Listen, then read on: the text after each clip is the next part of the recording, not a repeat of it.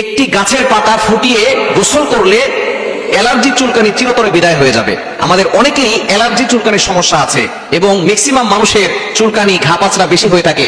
বর্তমানে অনেক জায়গায় পানির সমস্যার কারণে এই সমস্যাটা বেশি হয় এবং অনেক খাবারের কারণে এই সমস্যাটা হয়ে থাকে। অ্যালার্জি চুলকানির সমস্যা ম্যাক্সিমাম মানুষের রয়েছে। একটি গাছ, এই গাছটা হচ্ছে জান্নাতি গাছ এবং এই গাছের গুরুত্ব আল্লাহ তাআলা কোরআনেই বলে দিয়েছেন, ইনদা সিদরাতিল মুনতাহা ইনদাহা জান্নাতুল মাওয়া। আল্লাহ পাক রব্বুল আলামিন নিজেই এই কোরআনের কারিমের ভিতরে এই গাছের কথা বলে দিয়েছেন। এটা হচ্ছে 7 আসমানের উপর একটি গাছ রয়েছে। হযরত জিবরাইল আলাইহিস সালাম কিন্তু 7 আসমানের উপরে সিদরাতুল মুনতাহা থাকেন, সেখানে একটি গাছ রয়েছে। এই গাছের কথা আল্লাহ তাআলা নিজে বলে দিয়েছেন এটা হচ্ছে জান্নাতি গাছ এবং নবীজি সাল্লাল্লাহু আলাইহি ওয়াসাল্লাম যখন এখানে গিয়েছিলেন তখন তিনি এই গাছটা দেখেছিলেন। এই গাছটা হচ্ছে বড়ই গাছ। কিভাবে খাবেন, কিভাবে আপনি গোসল করবেন এটা বলে দিচ্ছি।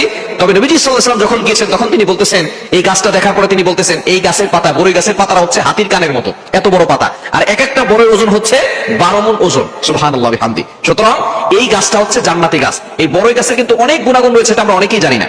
নবীজি সাল্লাল্লাহু আলাইহি সাল্লামের কন্যা যায়নাব রাদিয়াল্লাহু তাআলা আনহা যখন তার ইন্তেকাল হলো, বুখারী শরীফের হাদিস, তখন তাকে এই বড়ই গাছের পাতা দিয়ে আর গরম পানি দিয়ে গোসল করানো হয়েছিল। এখন কিন্তু মানুষ মারা গেলে বড়ই গাছের পাতা দিয়ে গোসল করানো হয়, তাই না? বড়ই গাছের পাতা দিয়ে গোসল করানো হয়।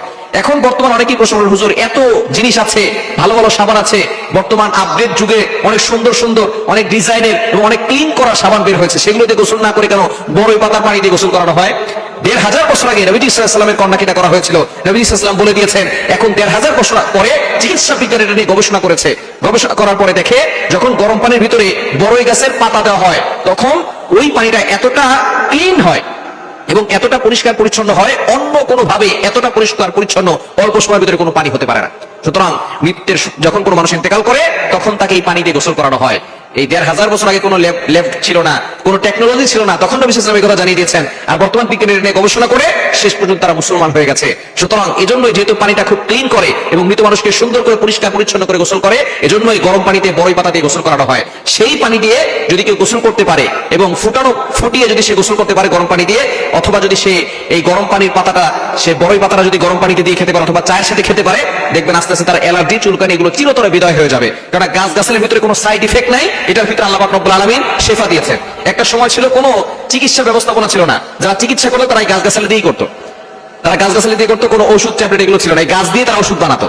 এখন আলহামদুলিল্লাহ তো অনেক সময় চলে আসছে, আর আমরা এই বিভিন্ন ধরনের ওষুধ খাওয়ার কারণে দেখা যাচ্ছে আস্তে আস্তে একটা জিনিস সারে অন্য দিক দিয়ে বড় ধরনের ক্ষতি হয়ে যায়। এজন্য গাছগাছালি দিয়ে যদি চিকিৎসা করতে পারেন তাহলে অনেক বেশি ভালো হবে এবং শরীরে কোনো সাইড এফেক্ট হবে না, পার্শ্ব প্রতিক্রিয়া হবে না, আপনার রোগ আস্তে আস্তে দূর হয়ে যাবে। আল্লাহর প্রতি ভরসা রাখবেন। সুতরাং যাদের অ্যালার্জি আছে, চুলকানি আছে, তারা এই গরম পানি, বড়ই পাতাটাকে গরম পানি দিয়ে ফুটিয়ে তারপরে আপনি কুসুম গরম পানি যখন হবে তখন এটাকে দিয়ে আপনি গোসল করে নেবেন। ইনশাআল্লাহ দেখবেন আপনার চুলকানি অ্যালার্জি কমে যাবে।